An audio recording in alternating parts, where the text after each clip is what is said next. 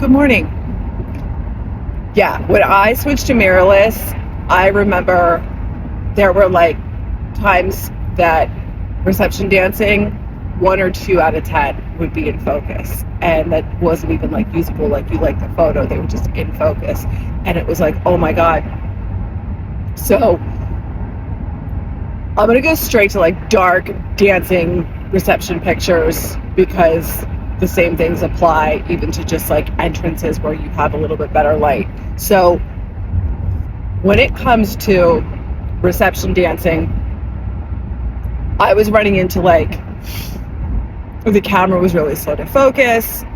I would be focused, and then by the time I pressed the shutter, something else would be in focus. Nikons are notorious for, I don't know if notorious is the right word, but I think they tend to favor things that are in the foreground. So if there was like any little bit of like someone's hand coming up, that would be in focus and nothing else would. So what I do now is obviously shooting with flash helps, but I'll dial in my settings. So I'll like increase my ISO. I will shoot, this has been a game changer, my f-stop 7.18. The other thing is the focus area. So typically during the day, 98% of the wedding day, I'm shooting on the autofocus mode is 3D mode. That's Nikon. So it's basically just like really smart, packs around, and it's effective for me, locks on to like the eye, and it's good to go.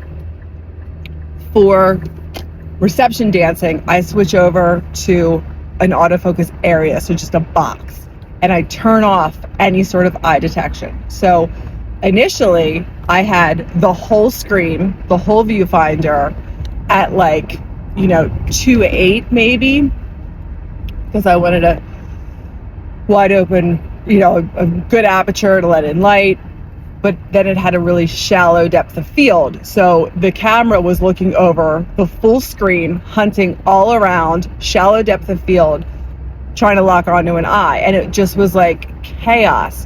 So now what I'm working with is a smaller area, typically in the center of the viewfinder, deeper depth of field because I'm using like 7.1, 8, no eye detection. So now instead of the camera having to hunt all around, it's literally working in small areas, which is like chunk. And what's great is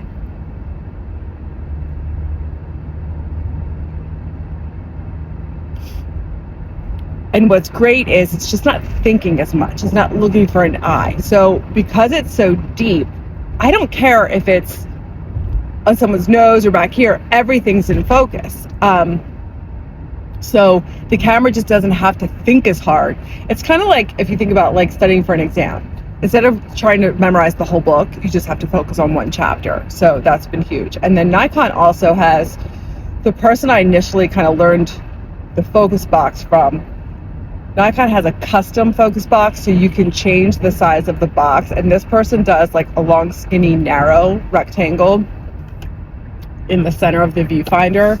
So the camera is only worried about that little tiny sliver, and anything that's in there is in focus.